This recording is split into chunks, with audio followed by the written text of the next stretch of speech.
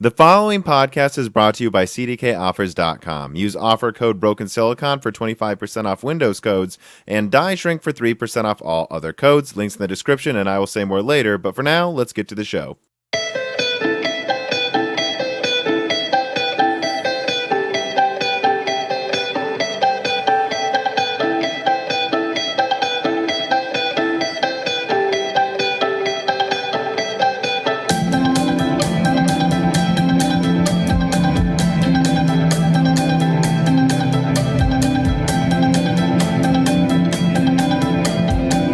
Welcome to Broken Silicon, a computer, hardware, and gaming podcast. I am your survivor host here, Tom, and I am, of course, joined, as will always be joined, even if he's coughing up a storm. Dan, I am faring it here in the, what I was told was the next Italy in the Northeast, so that's interesting. But do you mind just telling people what city you're close to? I'm close to Boston.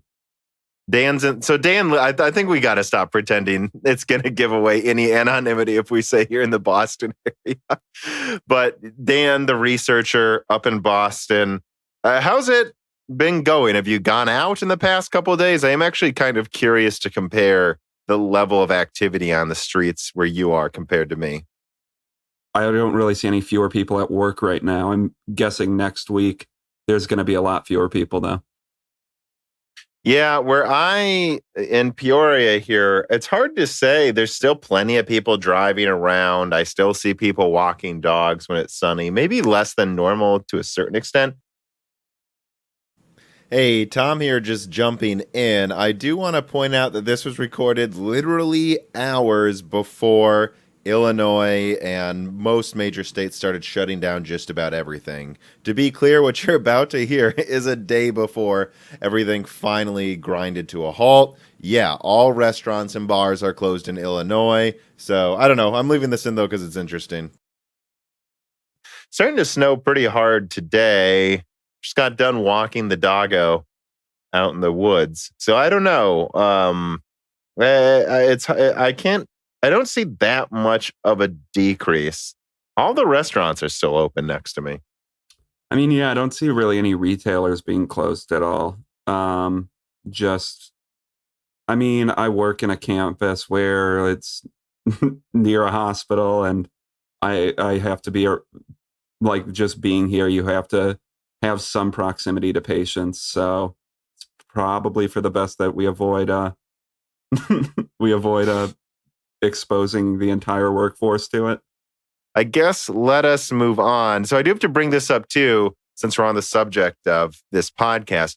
Listen to episode 39, guys. I had more people, I think, than I've ever had reach out and say that was their favorite episode.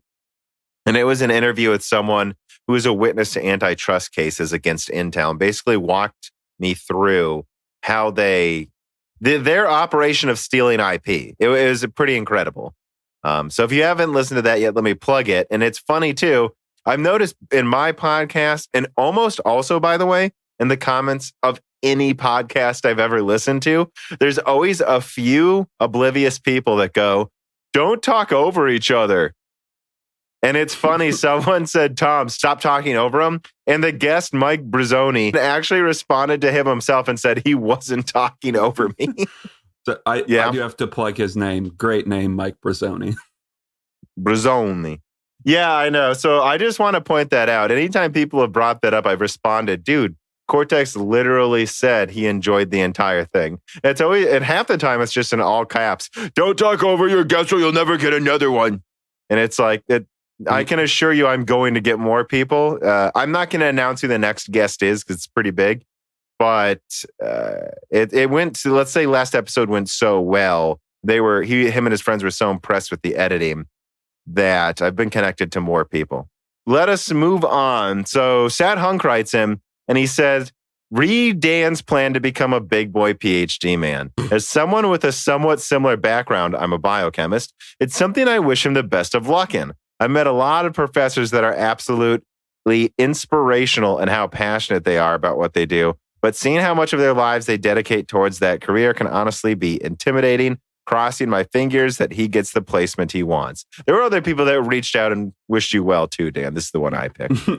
Oh, well, thanks. And yeah, I mean, I'll say the professors I've worked with so far in my early career have been very good. I know some people have had different results, and that I know that discourages some people, but I think I've been pretty lucky with the 3 people I've mainly worked with since I've started pursuing this career.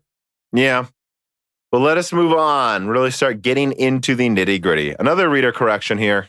Crass writes in, just like you can if you support us on Patreon. And he says, in the latest Broken Silicon, you mentioned movie screens for 4K or 8K, which I did say that because I assumed they were, and they usually look better than at least what I'm used to seeing at home. And he goes, actually, movie screens are unfortunately mostly still 1080p.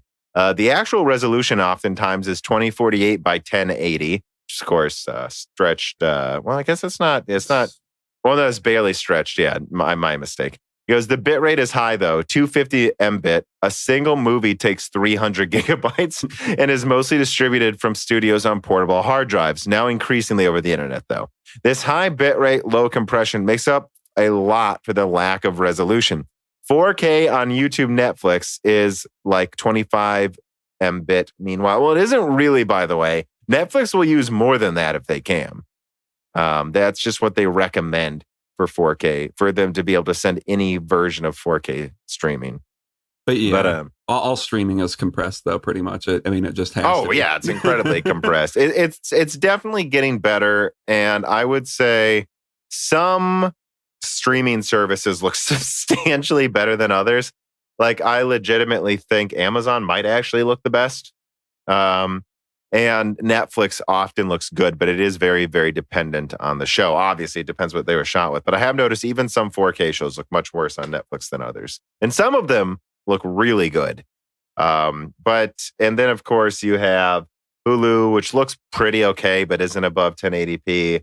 And then you also have HBO Go that looks like a hunk of shit. Well, HBO Go is weird. Like, if you're at high traffic times, yeah, like, if you were watching like the Game of Thrones as they premiered on there, it was honestly worth just waiting for the next day to watch it, because once that website is high traffic, everything just completely goes to shit. Like, if you watched that episode where everything was dark, like, that's the joke about it. If you watched it a day later, it looked fine.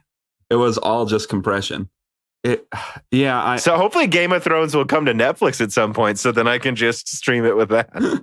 Yeah, I don't know what it is with their compression algorithms, but God, sometimes it looks terrible. Like, would you like contrast, or would you just like everything to be gray?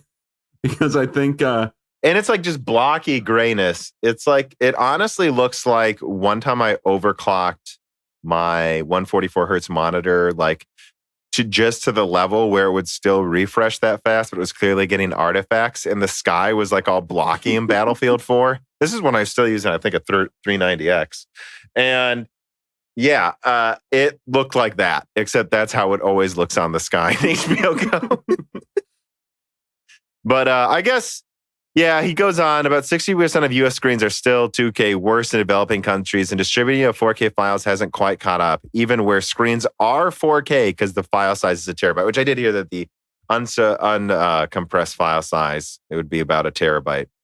But yeah, I mean, we're kind of getting there. I guess I didn't actually know that. I just assumed that they were using 4K, but guess not. Guess not, Dan. Thank you for the correction, Crass. But yeah, so I guess let us move on. So Lebo King Kilo writes him, and he says, hey, Tom, I need a GPU with 6 ports, but my current one only has 4. Will Big Navi have only 4 ports, or will it be up to AIBs to make versions with 5 or 6 ports? Well, first of all, it is up to AIBs. I don't know if you remember the 7970, Dan. Since it had so much video RAM, there were some weird versions that just had like 6. Oh, no, I think it was like the 6990. Had like 6 mini display ports or something on it, and that's it. Because they just assumed if you buy a 6990, you can afford dongles. Yeah, I mean, I'm not sure, I guess. It seems like most graphics cards, they decide on like 4 ports, at least right now. Like, since the RX 480, AMD's just said, screw it. We're going 3 display ports, 1 HDMI, and that's just the standard. Yeah. And Nvidia's been cramming a bazillion ports on the back for whatever reason, including a DVI, I believe, with Maxwell or Pascal. I don't remember which one it was, where they still had a DVI and then 2 display ports and 2 HDMIs. And it was just like this jumbled mess in the back. But it's like, I don't necessarily hate that. But the point I need to bring up, Levo King, is DisplayPort can support, I think, up to 4 displays per port. That's why AMD goes with 3 display ports on the back of their card, because you can do splicers and at least get 6 out of 3 display ports, as long as it's not 6 4K displays. Now, if you need 6 4K displays, I don't know if it can support that. I actually think it might be able to now with the latest DisplayPort, honestly. Well, yeah, what's the latest specs for DisplayPort? I can't remember.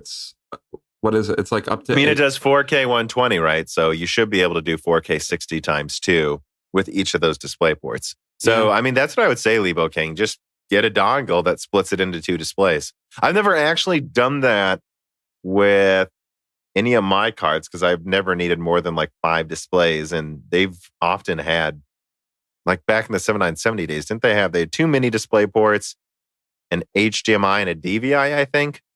Something like that.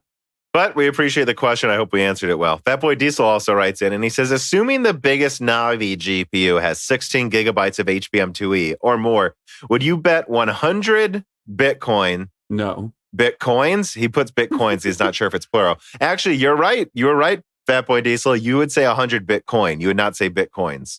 There's no point in plural because there's no actual coins. Assuming the biggest Navi GPU has 16 gigabytes of HBM2E, would you bet 100 Bitcoin? First of all, I would not bet 100 Bitcoin on anything. That such a GPU would double as a prosumer card that Vega could never be. Kind of like a bargain consumer version of a Radeon Pro. So I'm never betting any of my Bitcoin. You're not taking it out of my cold, dead virtual hands. And I would never bet that amount of money on pretty much anything. But I would bet that on your name being Tom. Yeah, I would. Okay, so sure. I would bet 100 Bitcoin on Dan being Dan. But he's saying if it does have 16 gigabytes of HBM2E, oh yeah, I'm sure there will be a prosumer version for, yeah. But I want to point that out that Big Navi is rumored to have HBM2E, the biggest of the Big Navis. And if it does, I really think what they'll have is, I think the rumors, I've actually received information a year ago that it was going to have 24 or 32 gigabytes of HBM2E. And if it does, I think there will just be a top version that's the professional card.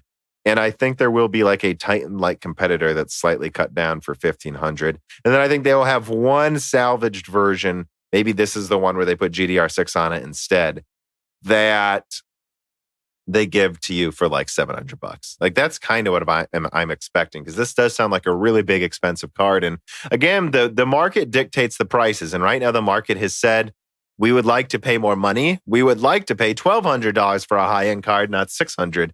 Yeah, I mean, once you're at that like level of performance, I'm sure some people would just buy it as like a prosumer card regardless. So, it wouldn't be a bad idea to market it as one or make a better, like Frontier version SKU that has twice as much RAM or something.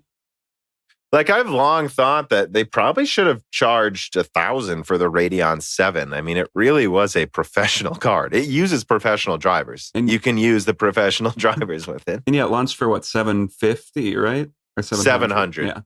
Yeah, like $100 cheaper than the 2080. I don't know why. It has 16 gigabytes of HBM2. Yeah, I don't know either, but I guess, AMD felt the need to compete, to have a high-end offering, even if it was just for 6 months until Navi came out. And that's what they did. But I will say this, I think AMD can afford to charge less for a lot of the cut down bigger Navis. Like I really think if the stack up, which again, I think it's just going to be a full new product launch of RDNA 2 from top to bottom at this point, since it's coming out at the end of the year. Like, in other words, I think it'll be 6,000 series and all of them will be RDNA 2. I really think that they might have like a 6800 XT for 500. And then like above that, they'll have the 6900 for like 750 and a 6900 XT for like, that's their 3080 Ti competitor. And if Nvidia gets aggressive enough, AMD will too, because they can certainly afford to sell these cards for a lot less, as we'll talk about right later and right now. So the first story, let us get into the news. We have been dilly-dallying for a while here. The first story is about this big rumor that came out, and it wasn't just like WCCF. It was several people on Twitter that are reputable leakers that have a very good track record that basically said Nvidia's decided for the majority of their Ampere gaming lineup to use Samsung's latest version of their 10 nanometer node, which will be marketed as 8 nanometer. Now, at first, that kind of sounds like bullshit, but I did a whole video on it, which I believe you watched, Sam, that goes over how it's actually only like 10 to 20% less dense. Like calling it 8 nanometer if TSMC calls theirs 7 nanometer. Isn't that unfair? And it will have, it doesn't have the same clock speed abilities. It's not as much of a power reduction, and it's not quite as dense. But if they really go with another, 750 millimeter squared, 800 millimeter squared card, like it sounds like they're going to, I think that can make up for the rest of the deficit and compete. Although the conclusion I came to about this rumor, that Nvidia would use 8 nanometer instead of 7, so they could, again, basically secure a stable supply chain with a reliable node for good yields on large cards. If they actually do this, though, AMD will be able to crush them if they put the top cards on 7 nanometer EUV. That's the conclusion I came to, because 7 nanometer EUV is like a half node smaller. So if they go to 8, they're basically a half node behind AMD. But if AMD went to, 7 EUV, it would be like Nvidia launching a new series on 12 nanometer and AMD still using 7 with something twice as big. Like there's no way they could not compete with it then. But I don't know, Dan, what do you think about all of this? I think we've long thought that, at least for the time, the AMD is going to probably take the performance crown, at least for a little bit. I mean, I really don't know what this implies about the possible like power limit that the top line cards will have, or if maybe some of their top line cards will still be on 7 nanometer, which I think they said something about that in the article. Well, yeah, that's something I forgot to mention just now, too, is their top cards will still probably be 7 nanometer. It's just, I think, and for those that are like, oh, what, NVIDIA's doing this because they're greedy or because they don't need to compete. No, it's because they have to. AMD has more negotiating room with TSMC because they're making all of the consoles, and the consoles are filling up the fabs at TSMC. And they've already booked all of that capacity. So NVIDIA knows that AMD legitimately could have a market advantage if they launched first and then just tried to crowd NVIDIA out of the fab. Which, that was another thing I was thinking about, is maybe there is just limitations on TSMC fabs right now. There's an incredible demand with the consoles coming out. And then especially with what's going on with the spread of something I can't say, with that going on and causing delays, I mean, that had to be an extra thing for NVIDIA to go, you know what, we'll just be a half node, but we'll just be a node behind again. We've done it before. And our top consumer, I still think there will be a mega 7 nanometer Titan. And if they need to, they will release a cut down version for like $1,500. Cut down. But yeah, I mean. Oh, yeah, that's just where we're at, Dan. People want to buy 11 gigabyte cards for $1,300 that cost NVIDIA $300 to make. Well, this 8 nanometer node, this is also launched this year too, correct? Or no? Yeah, this is new. Okay. This is just coming out now. So this is Samsung's latest best node. I know they say they have 7 nanometer EUV, but I will believe it when I see it. Yeah, I mean, I guess I don't know. Is it a more reliable process than whatever, like 7 nanometer EUV? Oh, for sure it will be. I don't have the yield numbers on hand. Yeah. This is their third 10 nanometer generation that they've been making for years. Yeah, that's true. I mean, yeah. In fact, you would almost go, it's weird NVIDIA didn't go to 10 nanometers sooner, to be honest. Well, and the thing NVIDIA, I'm sure, is thinking about is AMD is going to launch the consoles this year, and everyone's saying they're going to get delayed. I'm like, I think they're going to come out this year. It's just going to be constrained. And they are going to launch their cards this year. They do have, they're already making 7 nanometer if they need to. And again, this is something I point out in that video. There's 7 nanometer, there's 6 nanometer, there's 7 nanometer, there's N7P, which isn't the same as Plus, by the way. And there's 7 nanometer Plus, which is EUV. So AMD, and all of these are like design compatible with each other. So AMD, if one of them isn't working, if one of them's booked, can move some of their designs between them fairly easily, and they have way more negotiating room. If Nvidia doesn't have a full new series out at the same time RDNA 2 launches, it would be a disaster. Yeah, I mean, I would definitely agree with that. I'll move on. Yeah. Nils writes in, with AMD and Intel talking about moving to massively integrated systems with shared CPU and GPU memory in the server space, what do you see in Nvidia's future? They already seem to be fairly reliant on the gaming market, but with AMD starting to come back in the high end for that Halo product mindshare, I'm not convinced Nvidia would be able to come back if they started slipping without the constant income AMD kept in consoles. I mean, the answer is Nvidia's going to do the same thing. I don't know, Nvidia with RISC-V and ARM options, I don't see why Nvidia can't do similar things. I know there's people poo-pooing, RISC-V, RISC-V, and all of that, but I'm not. So that's how. Now, is it a definite hindrance to some of their markets? I mean, yeah, it is. And the only thing Nvidia can do is try to continue to make, which is obvious, right? Look at this 8,000, it's rumored to be 826 millimeter squared, 7 nanometer big Ampere. It's like, guys, that's Nvidia's solution. They have the money, they have the R&D, they have the war chest. They're just going to try to buy their way through it with super cards. All I can say is Nvidia's exposed, but there are ways they can do the same thing as AMD can long term. In the short term, though, I don't.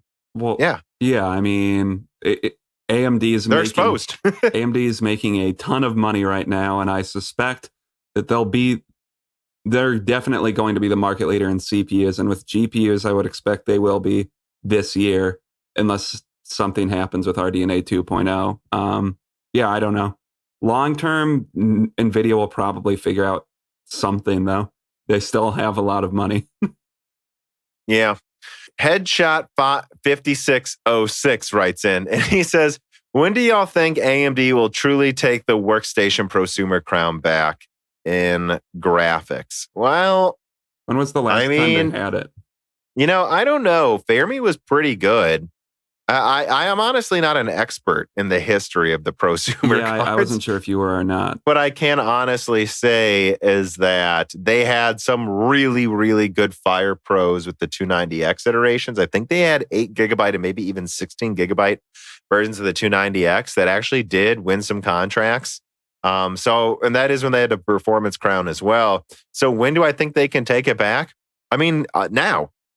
Get RDNA 2 out, AMD. Well, yeah, and what they had, their new their new compute thing that they just launched, CDNA? I don't know. Yeah, and I think that's one of the underreported things by tech tubers is it's like they're evolving GCN into its own next-gen architecture. That's a huge threat to NVIDIA. And they have the money to bankroll 2 divergent architectures now, kind of like NVIDIA had Titan, Volta, and Pascal at the same time. And if they and it sounds like this is going to be a much more prolonged, pronounced divergence of 2 architectures that build over each other separately. And I think they can take it this year if they just get RDNA 2 out. And I think CDNA is a huge threat to NVIDIA. Yeah, they've been stuck on basically using the same architectures now for a while. And if they can bankroll and support 2 architectures for those 2 different fields, that's a big deal. And once again, back to the theme that NVIDIA is exposed right now. Yeah, they are. So AMD is going to do its best to capitalize. I didn't mean to sound, I don't know. I think I was just really mad 5 minutes ago for no reason. That happens all the time, doesn't it, Dan? Yes. Be honest, Dan. Do I just sometimes out of nowhere get pissed? Yeah. Yeah. I'm not mad. I just want to be clear to everyone listening. I'm not mad at Nils or anyone here. It's fine. Okay. But like, again, answering Nils, answering Headshot here, it's like long term, I think Nvidia can do a lot of similar things to what AMD is doing now. Now, the question you might ask is, will they be able to build CPUs as well as AMD or Intel? I have my doubts.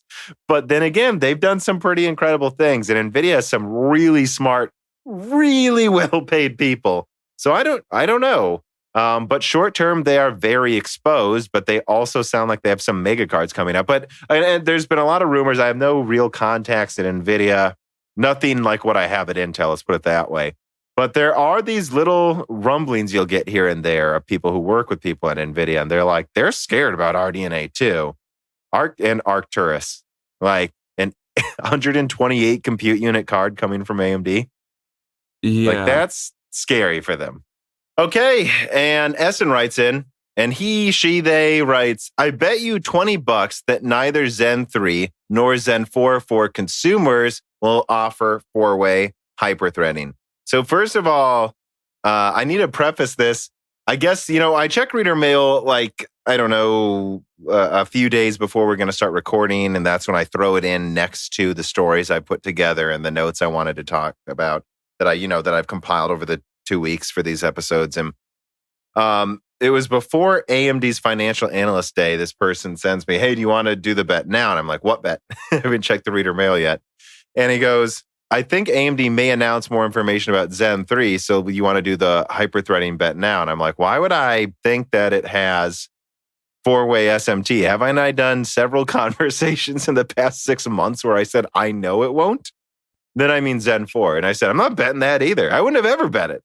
And that's why we added the wagers to get rid of these misconceptions. I did a video, one of my first, I would say, really big one, Whispers of Zen 3. And well, I know for a fact, despite what some people think, that they had it on their roadmaps, and this has been confirmed by Adored and other people as well.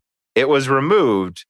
But even when I knew for a fact they were planning to use it at some point, I don't think I'd bet $20 that anything I see on something coming out in 2 years is going to be in that product, right? I don't think I would bet that Big Navi will have HBM2E, even though I think we all know it will.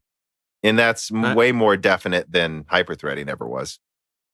I mean, yeah, like once we're talking about Zen 4, so Zen 4 is 2021 or 2. Yeah. Depending on when it actually rolls out. See, that's not, I know I say it's 2021, but I wouldn't bet. It could slip.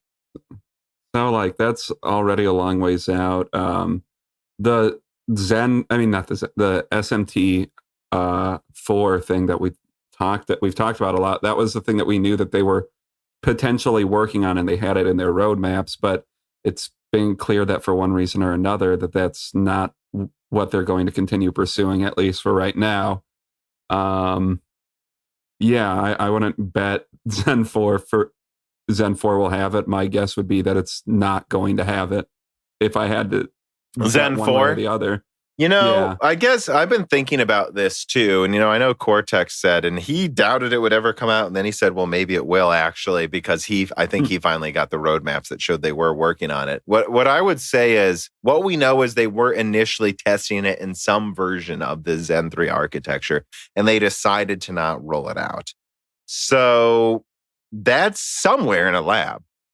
It wouldn't surprise me if there was some professional or specific iteration of Zen 3 that did have it, guys. Now you say, would you bet me $20 it's not coming to consumers? Why on earth do I think they would bring it to consumers if they're not bringing it to most people? That's not a bet I'm making, but do not rule out it's showing up in some product for a specific customer is what I will say. Yeah. Okay. I mean, they have it. They wouldn't have designed it unless they plan to use it eventually, guys. And I mean, it's not like that's a thing that doesn't. IBM has that multi-threading, right? Yeah, 8-way. So we know it's feasible. Like we already know that that's not unheard of. It's just a matter of, is it worth it for consumers to have this at all? Mm-hmm. But that brings us to story number 2, Zen 4. So confirmed DDR5, PCIe 5.0. It's interesting. They call it post 7 nanometer. So I think there's a chance it would use 6 nanometer instead of 5, depending on what AMD thinks is best for the supply chain and performance. But, it's 2021. And although, honestly, guys, I think I'll say this. I've received some information that obviously if this is coming to this computer, they have a contract. But well, let me read it actually. So the story I actually linked to is the El Capitan supercomputer that AMD's won a Zen 4 contract with, 2 exaflops of compute horsepower. So let me quote here from WCCF Tech. The El Capitan supercomputer will be built by HPE's Cray supercomputing division, which would utilize the next generation accelerators from AMD to bring this exaflop monster to life by 2023. Yeah, so Zen 4 doesn't technically need to be out till like 2022 or something. Well, I don't know how the manufacturing of these goes, so they might it might take years to build this. Like this is they're targeting 2 exaflops of compute, which I didn't even realize we were at that scale with supercomputers at this point. But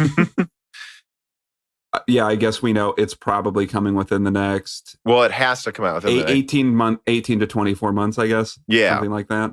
Which I am putting together a video. The script I have so far is just called AMD Update, but I think I'm going to combine it with some other information I got from my last guest about AMD. When can AMD get into a price war and what is their product stat coming?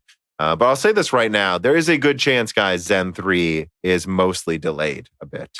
And I would assume Zen 4 would be mostly delayed as well. Now, they're going to blame the current communicable thing going around right now on that. But if I was AMD, I would be happy to delay things to keep selling Zen a little longer, to be honest. Zen 2.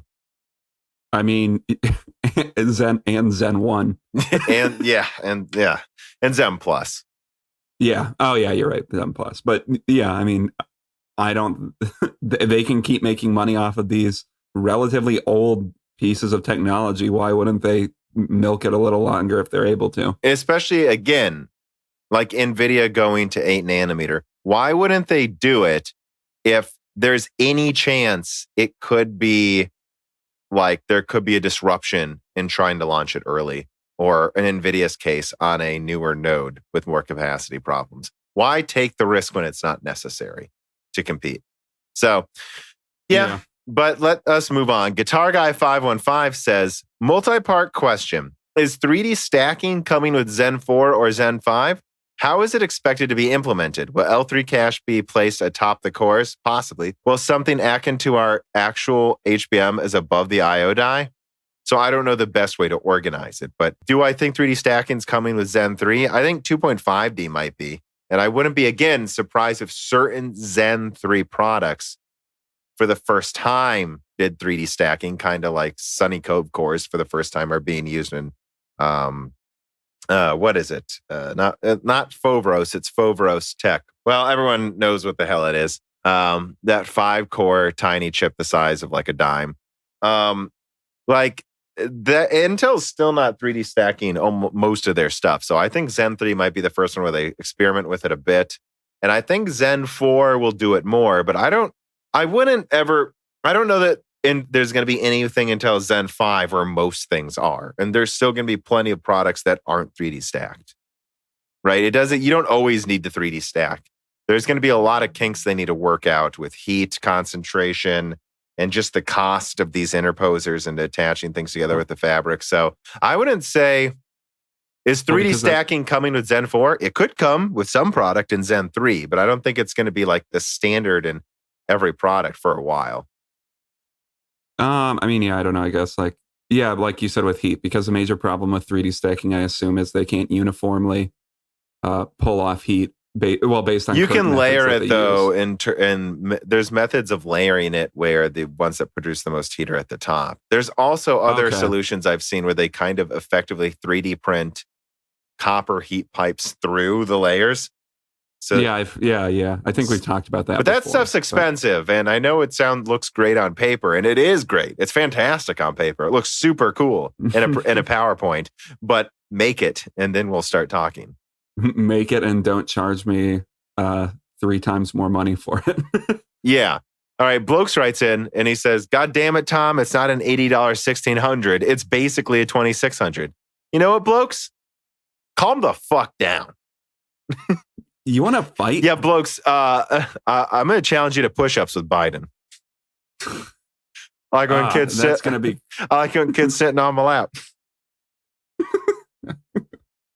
Anyways, blokes, yeah, I know, but they call it the 1600 AF, and they do that so that they don't have to meet any specific boosting requirements, and they can just sell the worst of the worst, frankly, probably 2700X yields as the 1600, and just stop using 14 nanometer because it's just, there's no point. 12 nanometers, just the standard now at Global Foundries. So, number 3. Speaking of Zen Plus, AMD is reportedly making a Ryzen 3 1200 that uses 12 nanometer instead of 14 nanometer. So again, I see this as this is just how they're going to continue to roll out these products as they upgrade them to 12 nanometer Zen Plus iterations and keep selling them for a while below $100. I mean, that's a quad core APU. It makes no sense. It makes no sense to disable like a lot of these parts all the way down to that. They might as well take their worst Zen Plus laptop yields, just remove hyperthreading and call it a 1200. I'm looking at the report. Did they say how much this would cost to buy? Yeah, it's $97 right now for one. So I don't know. I mean, it almost makes me wonder why this isn't just going to become $60 for this APU. Yeah, that sounds a bit pricey for what this is, in my opinion, because, well, I also got a deal, but I got that 2700X for $130. Yeah. Seems significantly better than this, but... Well, and the 1600's like $80. So, but it doesn't come with a graphics card built in. So I guess that's their argument is in terms of, and this graphics card is significantly better than the one they have in their $50 APU. So I guess that's their argument is you're getting like a $70 GPU and a $50 CPU or $60 CPU for $90. But yeah, I mean, I just brought this up because I thought it was interesting to point out that they're probably going to start transforming a bunch of their Gen 1 products into 12 nanometer. Anything else to add, Dan? Yeah. No, I think we pretty much talked about that a couple of weeks ago where it's like, oh yeah, this is just going to be their strategy is they're just not going to end old lines and that their lower end might just be they keep selling their old shit for a while. Yeah. Well, number 4, Renoir is launching this month. I really don't have much to add, but we've been talking about Renoir a lot lately, and I just thought it was worth pointing out that assuming the world doesn't end, this should be a lot of Renoir options by April. And I gotta say, I'm gonna be watching them. I have no need, my Whiskey Lake i7 and MX250 is basically this level of performance. Well, level of GPU performance as like a 4600U or something, 4500U. I'm excited to see what they have to offer. I don't have too much to add other than that. I mean, we've talked about Renoir a lot. We've talked a lot about what we think Renoir will be. Like, it seems like the top line Renoirs will probably be at least match or maybe beat the MX350, especially like with the Apple Van Gogh or whatever, or Picasso thing. No, Picasso's previous gen, Dan. You just fucked up again. This is like saying this. I knew I did it as Picasso was coming out of my mouth, but Picasso comes out of my mouth a lot. You know what, Dan? We've said this before. This isn't a family that cuts and runs. So you committed, you stuck to your guns when you started saying the wrong generation. Yeah, when I fuck up, I finish fucking up because why wouldn't I? I'm an American, goddammit. So the one thing I will say is they're still not launching the 4900 right away. Although I saw some people say 4900 was a misquote by a company. And I'm like, well, cool. There's 6 companies talking about it. It's real. And I speculated about all the options for what Renoir is. By the way, guys, the guy who sent me the original Cezanne info sent me more info for the first time in a month.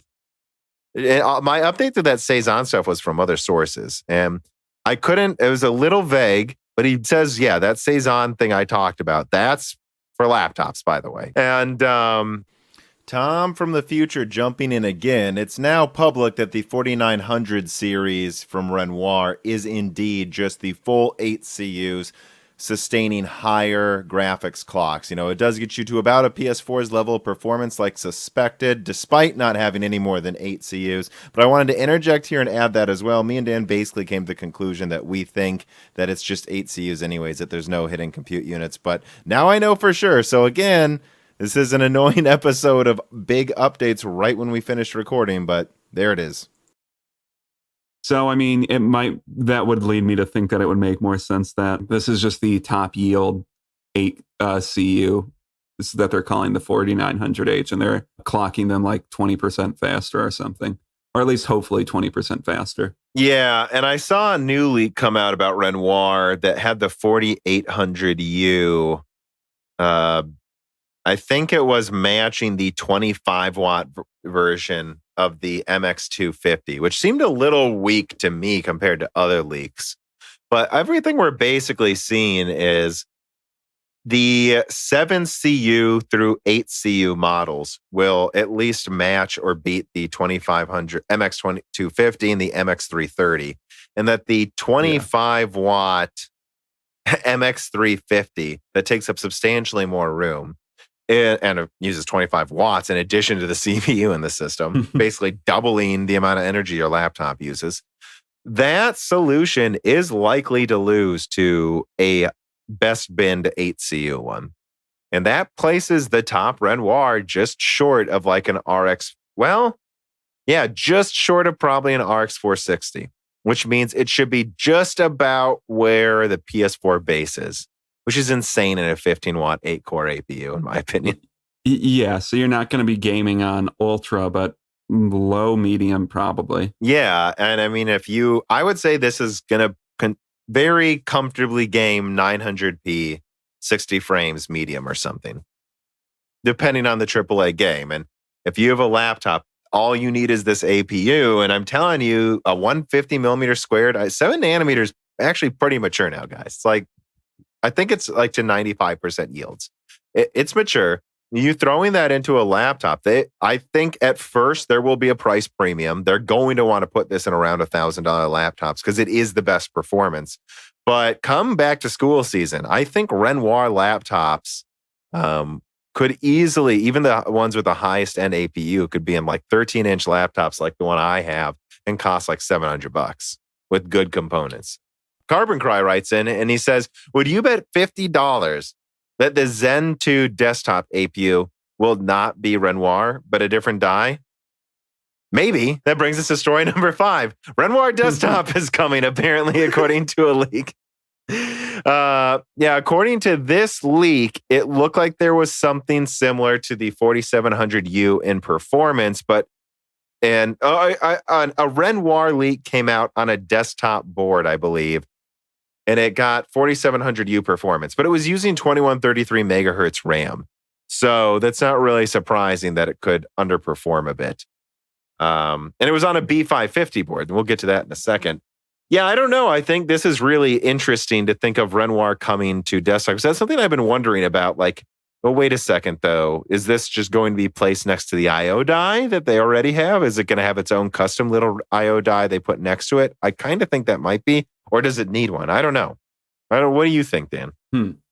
What is this B550 board CPU that they were looking at? Like, what was it running? Is this like the 4800 die just transported to desktops? Because that seems like it could be that. Yeah. And I wonder what they'll do, like, because it wouldn't. I imagine what they might, because like I've said, the yields on 7 nanometer are incredibly good right now. So it wouldn't surprise me if instead of like disabling cores, they just had like an 8-core, 8-thread version that they sell for cheap. And that's something I was thinking about. Is it's like long term, right? They're moving more things to Zen Plus and selling them as they're offering against i3s and Pentiums. But long term, once they start transitioning to like 7 N7P, 7 nanometer EUV, N6, N5, like I wouldn't be surprised if they just started rolling out these Renoir APUs and stopped making 2700Xs or as many of them. Well, because these are cheaper to make. It's a monolithic die. That wouldn't shock me. Like 20. Yeah. What do you think they could sell this for? Like, I mean, I mean, look, guys, the die size is smaller than what they sold Picasso for. Like, and they sold that for like 150 for the 4-core 8-thread with, Vega 11 graphics. This is Renoir graphics are a bit better, and it has 8 cores. So, but die size like 40% smaller. I know it's a more expensive process, but I see no reason why they couldn't sell a Renoir APU on desktop, a fully enabled one. Like a 100-watt version. That's the equivalent of like a 460 and a 2700X, or maybe even beats the 2700X a bit for 150. I don't know why not. I mean, well, why not? Aside from they might want to sell it for more because they could easily say that this is worth more than 150 and try to do 200 or something. Well, yeah, and I mean that would be a better option, I think, than the 3600. That's already going for 150. So it's an awkward thing to be in, where I think, what they would end up doing is, I guess, if they really did put the full version on desktop, which is, again, something I want to point out, that I wonder if they won't even put the full version on desktop because they have no reason to create a product that competes with the, 3700X and 3600X. Like, why would they want to cannibalize that market? But I guess they could make it like in between the 3600X and 3700X with everything enabled. And then they could like disable hyper-threading in like one of the compute units and sell it for like 120, 8 threads instead of 12 below the 3600. That's why I kind of didn't think they were going to bring this to desktop, but this suggests they might. So I want to point that out too, is I find it a weird idea that this comes to desktop because I don't know who it's for. Let's move on. Number 6, B550 PCIe 4.0 boards are coming. I don't know how much of this I have to add. I talked about some of this actually in my TRX 40 motherboard video from last year, where I'd received information that through a different layering process, they had found a way cheaper way to implement PCIe 4.0, but they're just working it out. And that they'll definitely want to perfect that before they launch B550. And one of the reasons X570 was so expensive was, one, they wanted money. But number 2, it did use more energy. It did require active cooling on almost every board, I think, if not every board. And so they wanted to get this working well in TRX 40 and then for B450. And if they couldn't for that, for B550. So, I mean, look, even though it has PCIe 4.0, I think it has support for one less M SATA and like half the SATA drives, but it's still like 6 SATA drives total, I think it has support for. 6 SATA drives. I mean, it definitely has fewer features than X570, but I mean, I think it's good enough for most people. Yeah, this is good enough. You can get a PCIe 4.0 M SATA SSD, and then it has PCIe 4.0 for your graphics card. So you're done. Yeah. And I think they can easily sell this for like $80. So this is what I will just start recommending to most people. Most people, I know some people complain, and I do think, X570 could have had more I/O. I would have appreciated it because I actually have loaded up this desktop for creators, creative uses, but it is still enough. I'm still not using half the I/O in it. I just worry in 3 years, could I maybe get to the limit and have, it's not that big of a deal, but for most people don't need more than 6 SSDs and 1 M SATA. And this is what I'm going to recommend probably with like a 37, or if it gets below $300, I'm going to just start recommending the 3800X to everyone actually.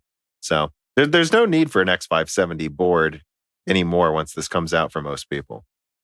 This is probably the best option for most people building a PC. So currently, I am in the process of breaking down my mining rigs. It's just not profitable anymore, and I want to use some of the spare parts, plus a few new ones, to build my first benchmarking station. Now, what most people might not be able to guess is that my mining rigs all used Windows, and ones with legitimate keys.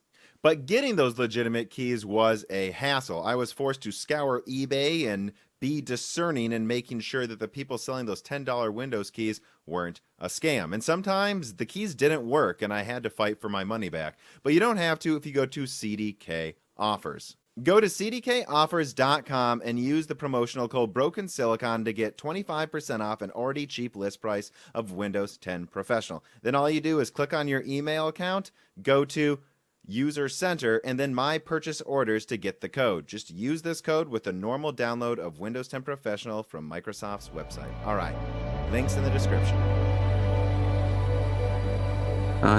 Glad it's coming out. Let us move on to number 7. And Essen writes in again, and he says, Daniel Gruss did a new load value injection video. The link will be in the description.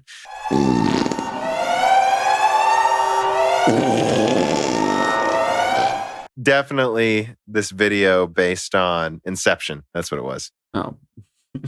So yeah, they're getting more advanced with their reveals on new vulnerabilities.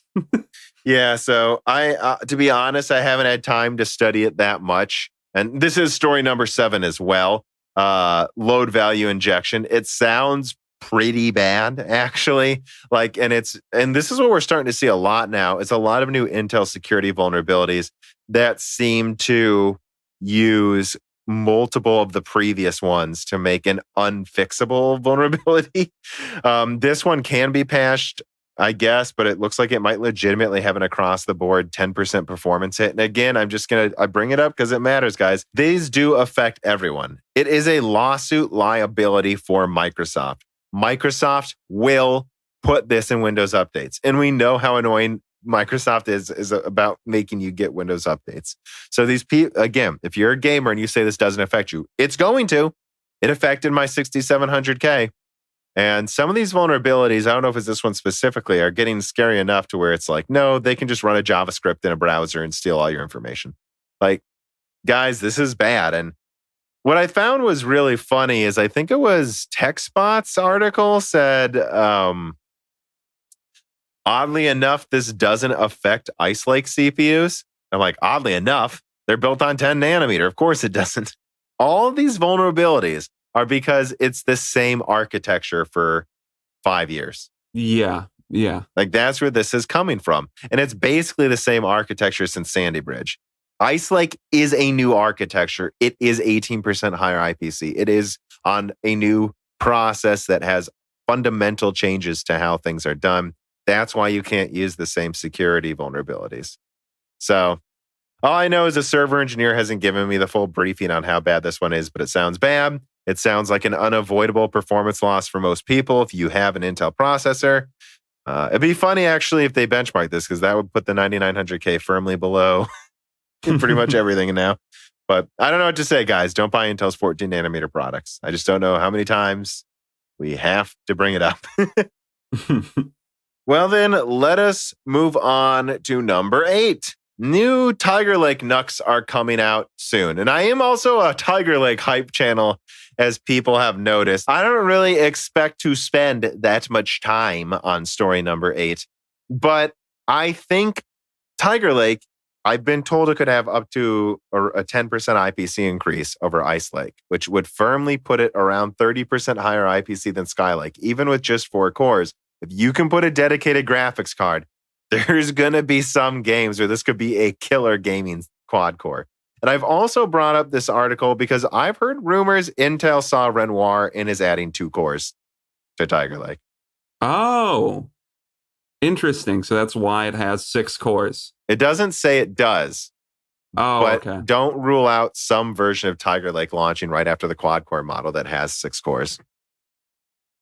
Interesting. And if it did, yeah, they should bring that to desktop, because I'm telling you, that IPC, even if it just holds 4 gigahertz, it would be the best gaming CPU with 6 cores in several games. Not all of them, well, unless that 6 core is like some Halo product. I don't know how much. Oh yeah, it would be.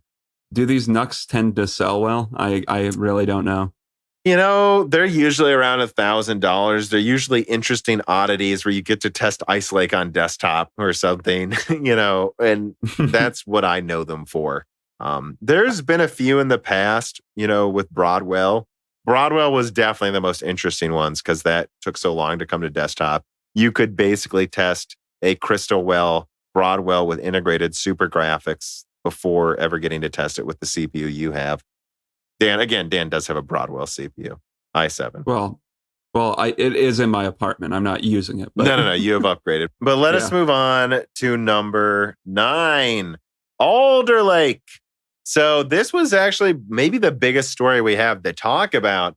Was the 16-core big.Little rumor for what Alder Lake is going to be. And that's interesting because I talked about in my Whispers of Golden Cove video how I thought Alder Lake was very likely to be over 10 cores.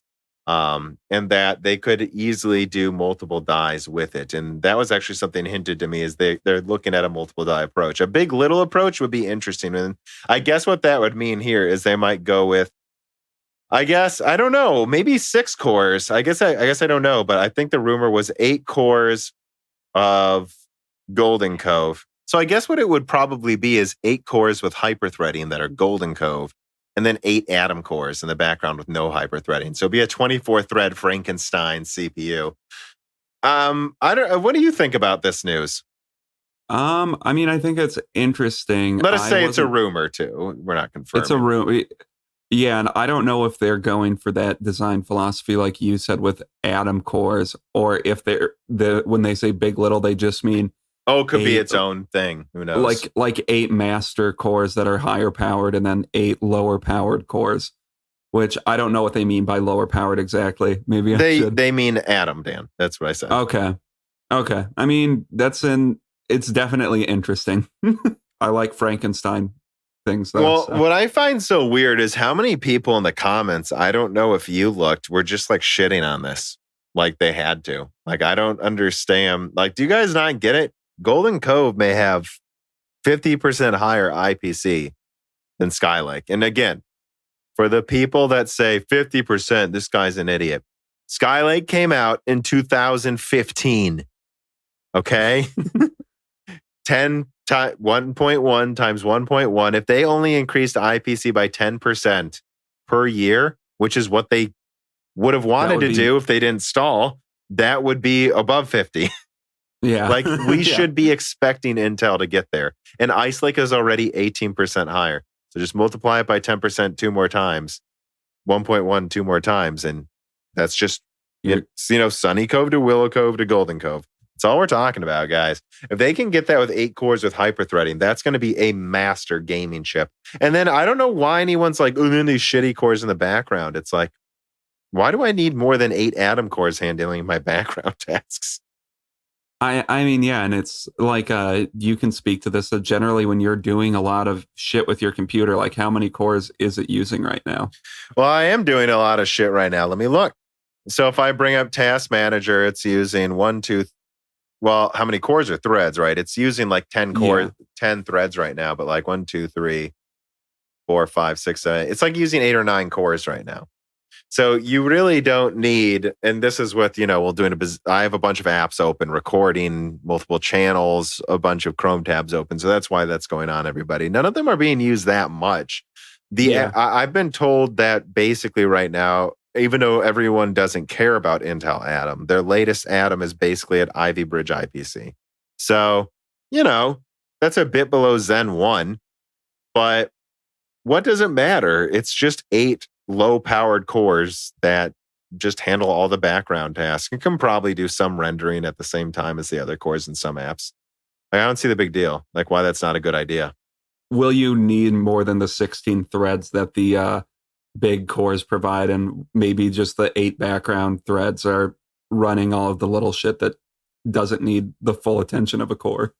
Yeah, and I think it could be an ultimate gaming chip. That's what I will say, is that sounds like the ultimate gaming chip. It's just, again, the question Intel, it's not that you should shit on this or think it couldn't be as good as we're saying. It's you have to think, does this matter if it's competing with Zen 4? Because we know Zen 3 could have up to 20% higher IPC than Zen 2. So, and if they can just give it another massive IPC boost with Zen 4, which I don't know why we should expect them not to. Like, I don't know what's going to be going on desktop 2-3 years from now. 2 years from now was 2018. That's when Zen Plus came out. It was doing 8 cores were standard on desktop and 16 on Threadripper. So in 2 years, maybe they'll be on 24 core, 48 thread. Yeah, I mean, who the hell knows? So, and if Intel just has 24 threads total, well, AMD has 48 threads total, and they're around the same IPC. I don't know if it matters that they have this interesting design. And The only other thing I would add to this is people doubting a hybrid approach. Rocket Lake is widely rumored to be 8 14 nanometer cores and then 10 nanometer integrated graphics. That's already rumored to be a hybrid approach. Why would they not continue with that with the next generation? I don't get. And in fact, if they did it this way, they could even vary their product stack for exactly what they need. They could probably go 8 Atom cores plus 8 14 nanometer cores for the cheaper ones or something. Yeah, I mean, and the other design thing with this is I would assume this will maybe rein in some of Intel's TDP issues. We'll see. Well, that was one thing people were crapping on is it looked like it had used 150 watts. Well, that's not good. No, but it's early and we'll just have to see. Hopefully that would be because the 8 cores are incredibly powerful for gaming and the backup. Yeah, I don't know. Let's just hope it's worth it. Always hoping for the best. Okay. Carbon Cry writes him, would you consider a sponsorship from your favorite console company, Nintendo? All right. Now, I give Nintendo a lot of shit, Carbon Cry, but I don't fundamentally have a problem with them. And I would absolutely take a sponsorship from any console company right away. Let's do it. I don't even have an Xbox shirt. So when I do an Xbox video, I just have to like awkwardly put on a green shirt. Looks weird. But for example, would you give them naming rights about changing die shrink? No. Or Nintendo die shrink? I would. What would I consider doing? I tell you what, everything has a price. I'm not one of those people that pretends I'm above everything. If Nintendo paid me an exorbitant amount of money, I would just have the Nintendo section. And I would make it as shilly as they want. Especially if I could convince them to put it at the end, because then you guys could just turn it off right at the end. Or we could make it, or you can make the blatant shilling really fun. Yeah, which there are ways of just completely shilling blatantly and making it hilarious. So, I mean, to answer your question genuinely, Carbon Cry, joking aside, I would take sponsorships from Nintendo, Xbox, Microsoft, Apple. I don't really care. I mean, none of these companies are evil. Something tells me we're not on their radar, though. I would assume we're not. And, by the way that AMD still doesn't send me cards to review, even though I'm called a hype channel, they have a problem with the way I talk about things. Like how I have a really pro AMD video, and then at the end I'll just go, God, Bulldozer is a piece of shit or something. And that's, it's like that podcast we listen to, Sacred Symbols, is a PlayStation podcast, and PlayStation won't answer their emails because they don't like how they shit on PlayStation when PlayStation screws up, which is all the time. But speaking of consoles, this gets us to our final story, the local Ray interview. So this is the company Adsure in Israel. They're a small startup making ray tracing software that is meant to run decent ray tracing on low-end hardware. And they said, we partnered with one of the leading console manufacturers on ray tracing. Now, this is actually something I brought up in multiple Broken Silicons before. Yeah. I find it interesting how WCCF is like reporting this like it's a bombshell. It's widely known that Adsure has been working on ray tracing and ray tracing chips for a big console manufacturer. And I'm going to I added this story specifically because I want you guys to know, I kept hinting at a big PS5 video. I've had a folder called Adsure Detective for over a month. I have been trying to figure out exactly what's going on with the PS5 and Adsure for a while, but I cannot get a hold of them. And I think it would be interesting if they were making a custom ray tracing chip for PlayStation or Xbox. Although I assume PlayStation at first, but I don't know. I forgot where I got that hunch that it was PlayStation, though. There was a reason. I don't remember, though. I haven't looked into it for a while. I kept going, they're such a small company.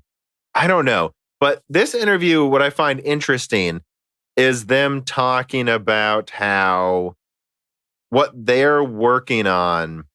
I'm sorry here. I'm losing my train of thought. What they're working on is more of an algorithm. And with that in mind, I do wonder if Sony or Microsoft or who knows, it could be Google or something. Although I think they said it's one of the lead ones. So no, I think it has to be Sony or Microsoft. or Nintendo, but they said that their stuff isn't built to work with Nvidia, and Nintendo's right now using Nvidia. oh, okay. So that's where my hunch comes from, that it's not with Nintendo. However, perhaps they're working on a next-gen Switch that uses AMD instead of Nvidia. If that's the case, they would be, because that was my hunch at first, is it could be Nintendo because it's meant to work on like smartphone hardware.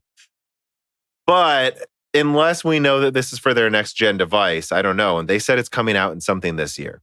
So I really think it's something possibly in the PS5, but I don't know. It could be in the Xbox or maybe even, I don't know. And once again, this is a software solution though. So maybe they could license their software to multiple. It could be both. They keep talking about it like it's only one of them. So that's why I keep saying Xbox or PlayStation. But yes, it could potentially be in both. But we know is they're working with AMD and a major console manufacturer. Yeah, exactly. So maybe they were just part of designing a custom edition into both consoles too.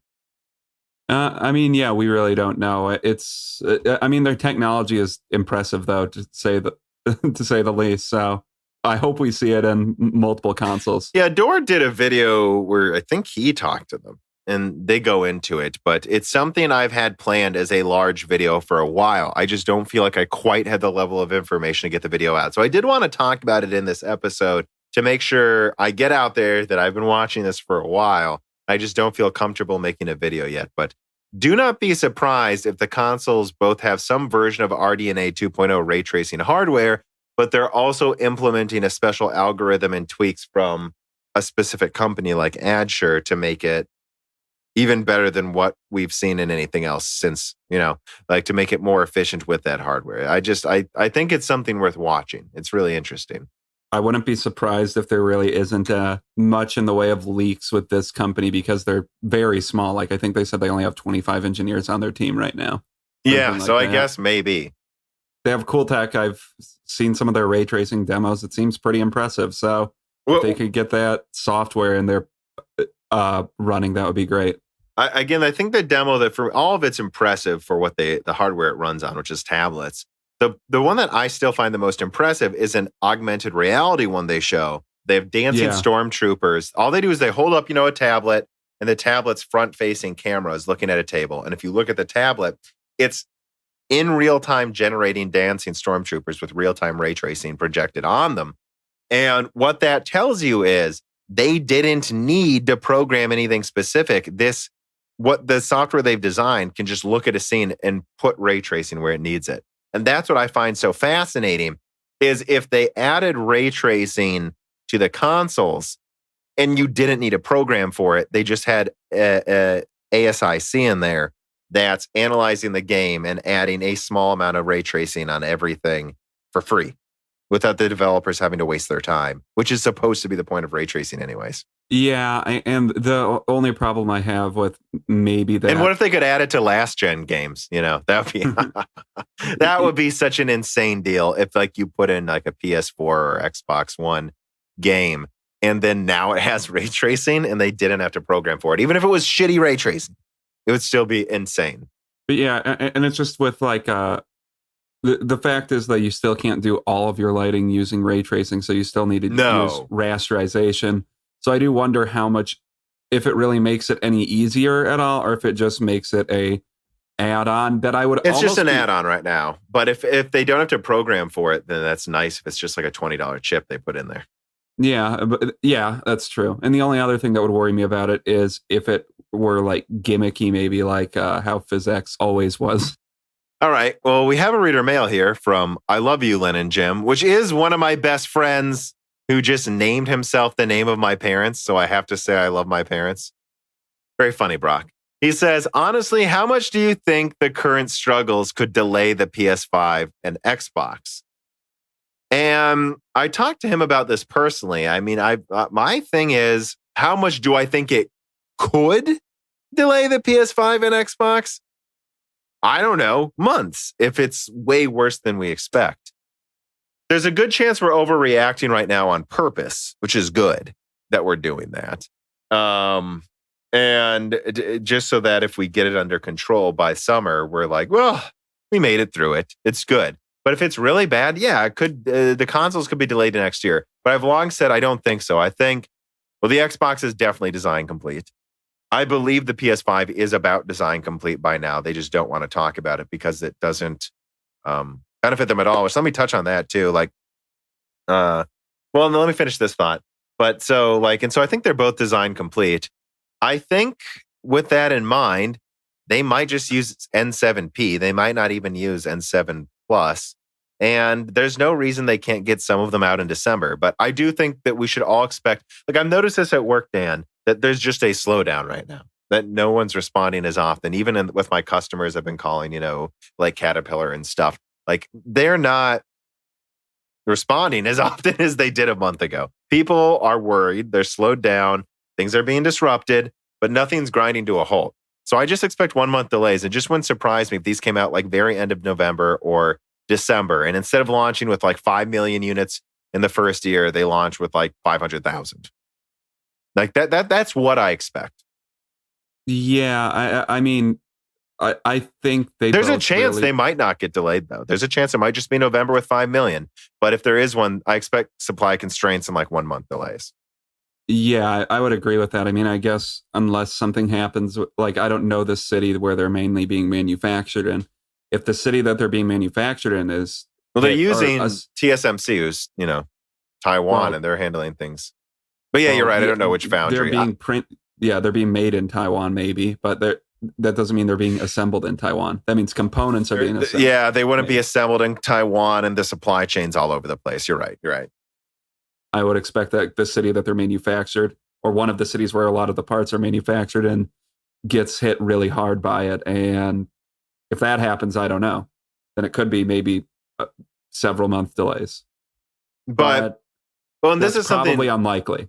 And that's probably unlikely. And if it does happen, I think it will be firm. And I think that the chance of them dumbing down, which this rumors I see of them like dumbing down the consoles to launch on time or something, I think there's basically no chance of that. I think once you launch a console, you want it to be the best it can be. And that's why people believing most of the rumors about some of these ridiculous rumors about the performance of, well, there was someone who alleged too, though, that the Xbox was FP16 for 12 teraflops. It's like, no, guys, the Xbox is powerful. Gee, that would like barely put it stronger than the Xbox One X, right? Or what? Yes, that's ridiculous. Or the people saying that the PlayStation 5 will be below.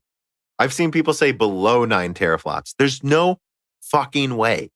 These are next gen consoles, guys.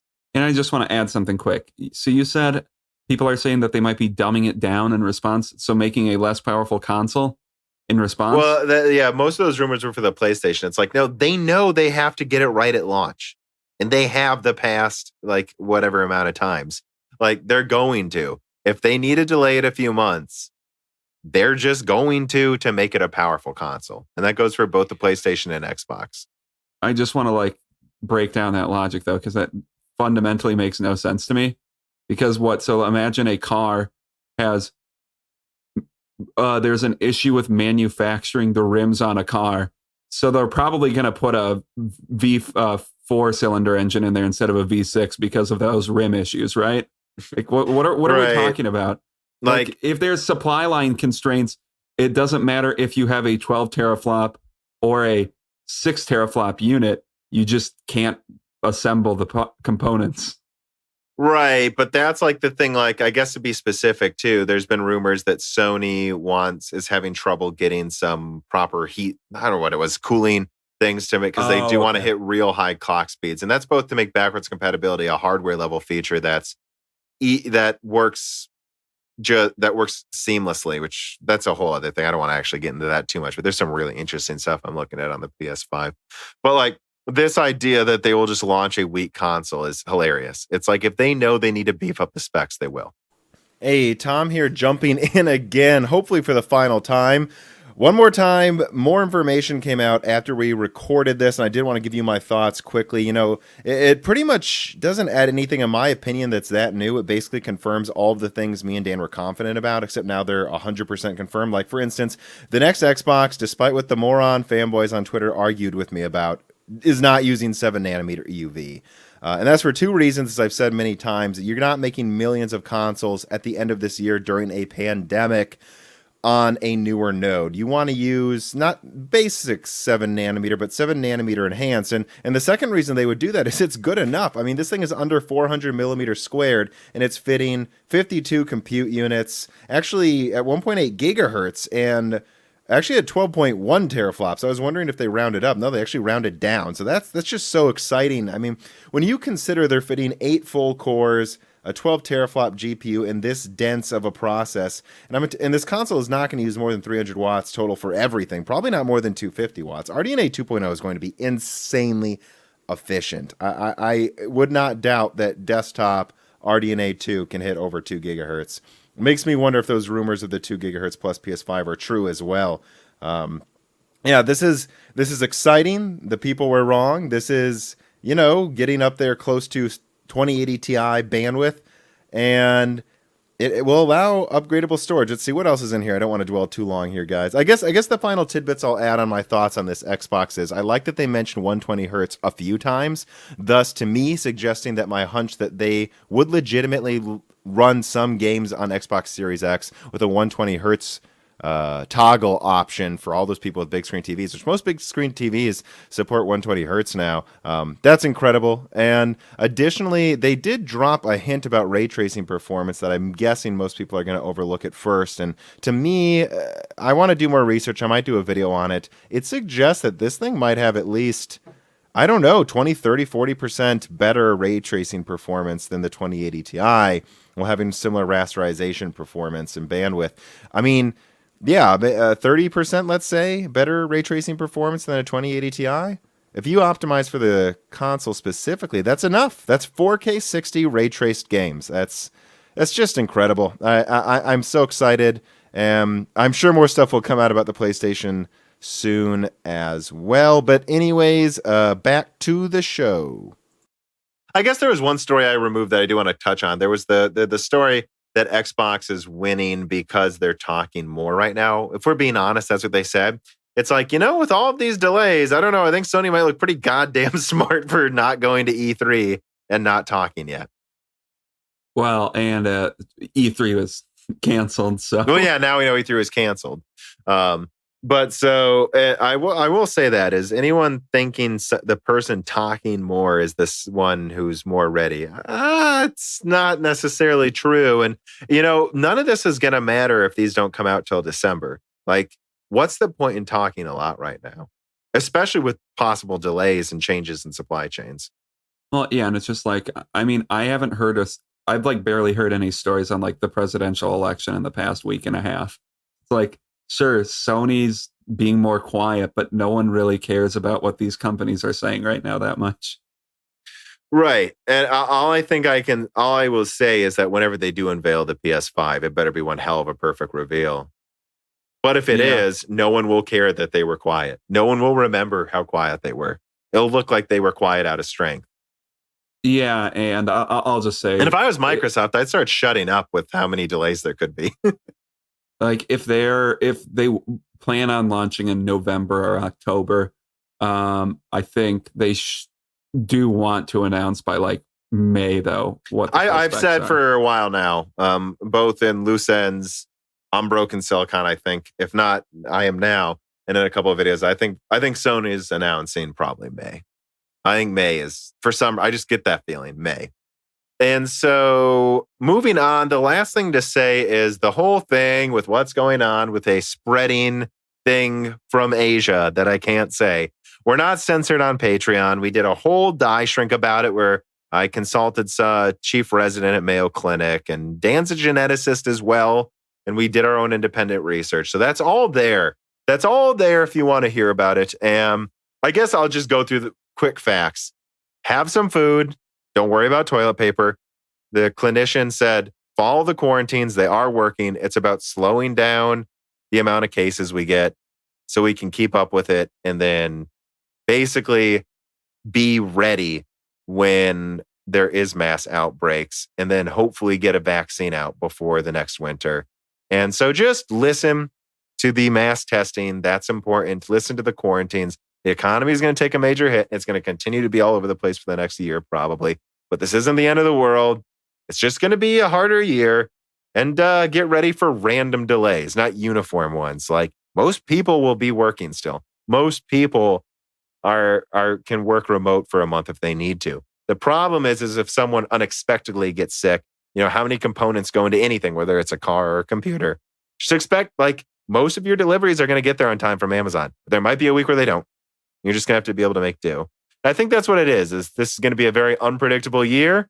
And if you want to hear our full thoughts, the die shrink's there for patrons. But I kind of want this to be the last time we talk about it, unless it's in a specific news story, don't you? Yeah, and I guess actually I don't really know what it's like on the rest of the country, but pretty much every school here is being canceled right now where I live. Same. I have friends in Louisville, canceled. Peoria just canceled now. Okay, so it looks like it might just be after the announcement of the... Well, Peoria is still doing fine. Like all the restaurants are open and stuff. So I mean, yeah, I don't have kids. I haven't... functionally, there's not much of a difference for me right now, but... No, and I haven't gone to the grocery store for a few days, but I did go a few days ago, and I might go again today just to pick up a couple things just because I'm still curious.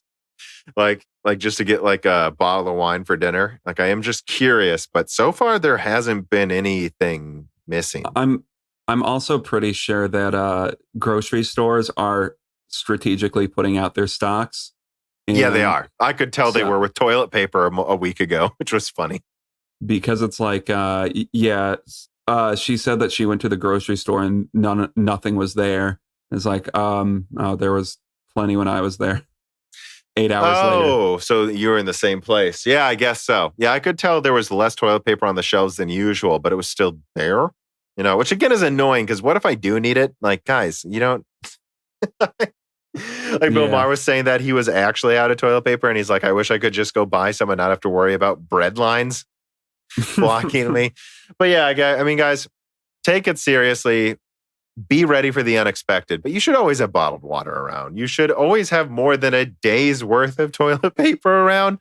And if you really want to prepare, just have enough perishable foods for 2 weeks. And that's just a jar of peanut butter and a sack of rice. You'll be fine. You'll be tired of rice by the end of it, but yeah, you'll live. I think I can eat a lot of rice, though. I like rice. And also, you can live without much food for 2 weeks. So you could live for 2 weeks with just water. The electricity is not going out.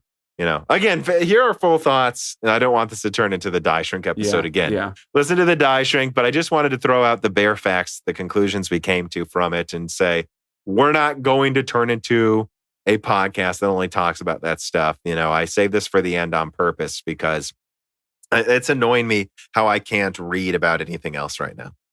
Yeah, I'm tired of hearing about it, and I'm sure everyone else is right now. You've heard all of the useful information that you've needed to hear, whether that's from us, from someone else. There's probably someone else giving more useful information than we can on this. Yeah, I'm sure.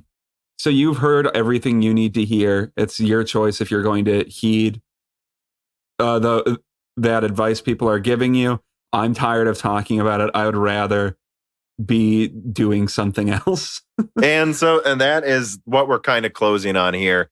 Is that Broken Silicon comes out every Wednesday. If we get sick, which I want to talk about that. There's a chance we could get sick. And if we do, as long as we're not unconscious, we'll get up and do at least a 1 hour episode going through the most important news stories. And we're going to be in your feed every Wednesday. And remember, if you are bored and locked inside right now, if you support us on Patreon, especially at the unlocked fourth core level, there's 15 die shrinks to go through, all of the Broken Silicons, and I think 6 flavor states, and I've got 2 more coming out in the next month or something and a hits and gems, and I do have plans to make more of those episodes too. So you've got a whole backlog of stuff that we've done with multiple guests and people on all different subjects to go through there if you support us. And remember to subscribe to the RSS feed. That's another reminder too. Remember to review us on Apple Podcasts. Get those. That really does help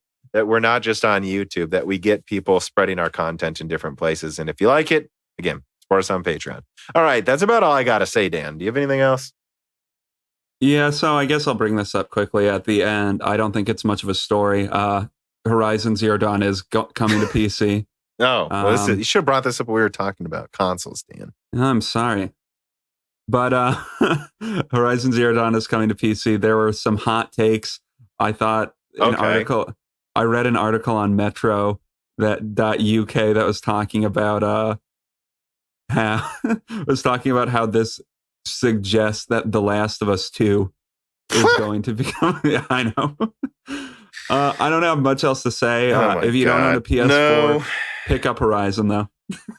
Yeah, it was a great game. I mean, I think there's much better games on it. I actually liked. A lot of people compared it to God of War just because they came out in a similar time. My God of War was way better. I think The Last of Us is better as well. I think there's better games, but I think Horizon. I have friends who say Horizon's one of their favorite games they ever played on there. So definitely play it. It's really good. Yeah, I guess since you brought it up, I'll just say one thing. I don't know if the Good Old Gamer did a video where he said exclusives aren't necessary anymore. Guys, Sony's not bringing all of their exclusives to PC. I've talked about this before. I don't know where this conception's coming from. Like, this is one game that's 4 years old that has widespread appeal. They're bringing to PC as an ad for PlayStation. They have and there's a rumor they might bring the Resistance trilogy to PC, which if they do, play that, guys. But that's a decade old by the time that would come out. Yeah, these sound like great advertisements for Resistance 4 and Horizon 2. And that's all they're doing. But yeah, this is not really a shift in their strategy. This is just like corporations need to find ways to make new money. And it's like, if this thing's 5 or 10 years old, like literally what's to be lost by bringing it to PC as an ad. You know, I am interested to see what the Decima engine looks like on PC, though. Yeah, that should be really cool. All right, well, that's all we have. Stay safe out there. Like I said, I just booted up my phone. I have it off while we're recording, but I checked. It's like if you subscribe to the Patreon, at the $4 level, you get 50 podcasts that are there and the ability to submit reader mail. Spread the word. Spread the gospel of Tom and Dan. Don't die. Don't go fuck yourselves unless you're blokes. I'm just kidding. I'm not actually mad at blokes. I just like that we pretended we were. I don't know, Dan. I like blokes. Dead air. What last words do you have? Why do I always have to go out? I don't know. This is what you make. Because I'm always talking. I'm always because I'm always talking over you. Well, so you have to have the last word. You for a second. Shit. I guess I'll give a stupid sounding coy bye. Okay. Bye, everybody. The following podcast was brought to you by the YouTube channel and website Moore's Law is Dead. Moore's Law is Dead and Broken Silicon are trademarks of their creator, Tom. That guy is me, and I am indeed the creator, editor, writer, and showrunner of Moore's Law is Dead podcast, videos, articles, and other media. However, Moore's Law is Dead is a team, with Broken Silicon co-hosted by my brother, Dan, audio editing by Gerard Cortez, and select technical editing by Carbon Cry. You can find all of our information, including how to get a hold of us, at www.mooreslawsdead.com. And if you are a fan and would like to send mail or other hardware, please mail parcels to Moore's Law is Dead, P.O. Box 10468, Peoria, Illinois 61612. And speaking of fans, without exaggeration, the patrons are solely responsible for the continued distribution of the content you just listened to. And so if you have some extra money, but only if you do, please consider supporting us. For just $2 a month, you get access to the exclusive podcast Die Shrink, voting on subjects of future podcast episodes, the ability to have your questions read aloud on Broken Silicon, Die Shrink, and Loose Ends, and of course, the Moore's Law is Dead Discord full of like-minded people who would love to meet you. I am one of them. The Discord is only at $1, and at higher tiers, you get access to ad-free episodes of Broken Silicon, the back catalog of Flyover States podcast, thanks in the credits of videos and podcasts, and other perks as well. And if you cannot afford to support us, please just share Moore's Law is Dead videos and podcasts with friends and family on social media and Reddit. And give Broken Silicon and Flyover States a 5-star review on Apple Podcasts. All of this really does help so much more than I think anyone realizes. If you'd like to advertise on the podcast or a person of interest who would like to be a guest, please reach out to the email address mlhbdead@gmail.com. But as I said, this podcast would not be possible without its fans supporting it. And so now it is time to give a personal thanks to the greatest of the fans. The following supporters are at the 10 gigahertz or higher producer levels.